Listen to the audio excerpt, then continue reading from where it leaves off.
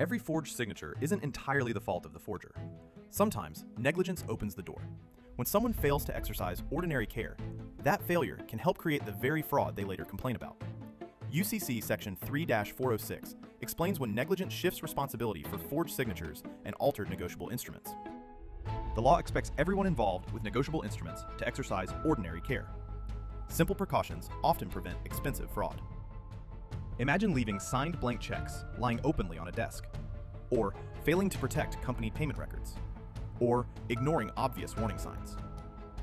Under Subsection A, if negligence helps make a forged signature or an alteration possible, the negligent person may lose the right to assert that forgery against someone who later pays or accepts the instrument in good faith.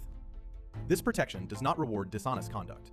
It applies only when the bank, or another person taking the instrument, acts in good faith.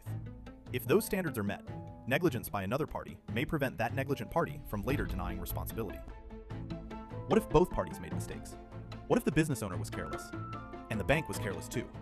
Responsibility is no longer all or nothing. Subsection B provides the solution.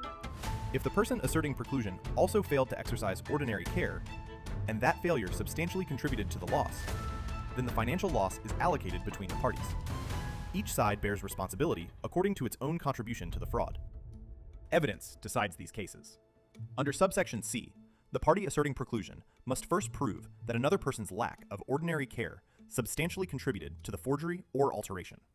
But when comparative negligence becomes an issue under Subsection B, the burden shifts. The party who has been precluded must prove that the other side also failed to exercise ordinary care. Courts examine every detail. Was security adequate? Were signatures verified? Were suspicious alterations ignored? Did internal procedures follow accepted commercial standards? Every action, or failure to act, becomes part of determining who bears the loss. UCC Section 3-406 promotes responsibility throughout the commercial system. It encourages individuals, businesses, and financial institutions to exercise ordinary care before fraud occurs. A forged signature may begin with fraud, but negligence can determine who ultimately bears the loss.